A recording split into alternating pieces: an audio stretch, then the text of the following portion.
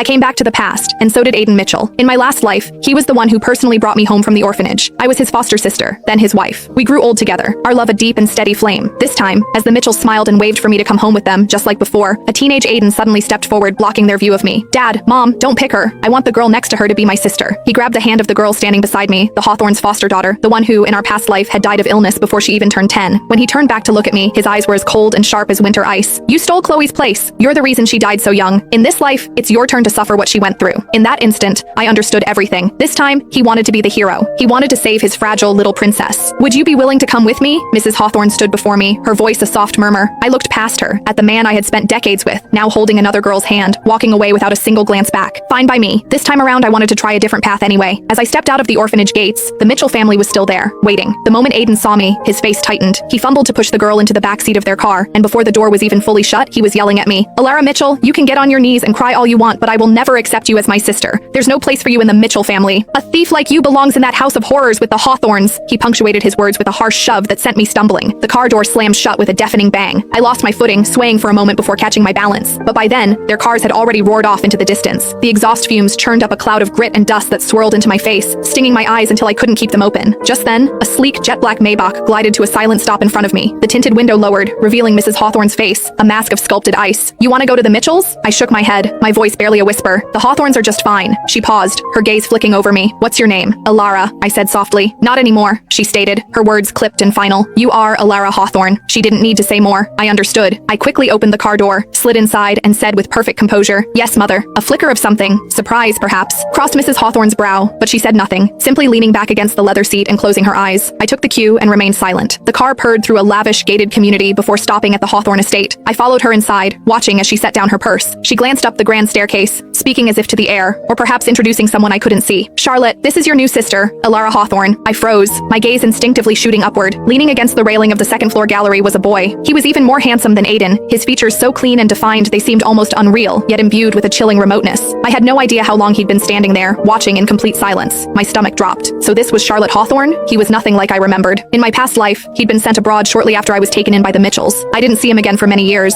By then, he was the head of the Hawthorne empire, his face a roadmap of scars, his presence terrifying. He was ruthless in business and frightening in appearance. Behind his back, the elite circles called him the Hawthorne Reaper. I forced a smile and called out softly, hello brother, but it was as if he hadn't heard me. He remained motionless, his eyes as cold and empty as still water. Don't mind him, Mrs. Hawthorne said flatly. He's always been like that, prefers his own company. With that, she summoned a housekeeper and instructed her to show me to my room, then left without another word. I bowed my head, about to follow the housekeeper, but some strange impulse made me look back one last time. My eyes crashed into the boy's. His gaze was black and heavy, like a bottomless well, utterly devoid of emotion.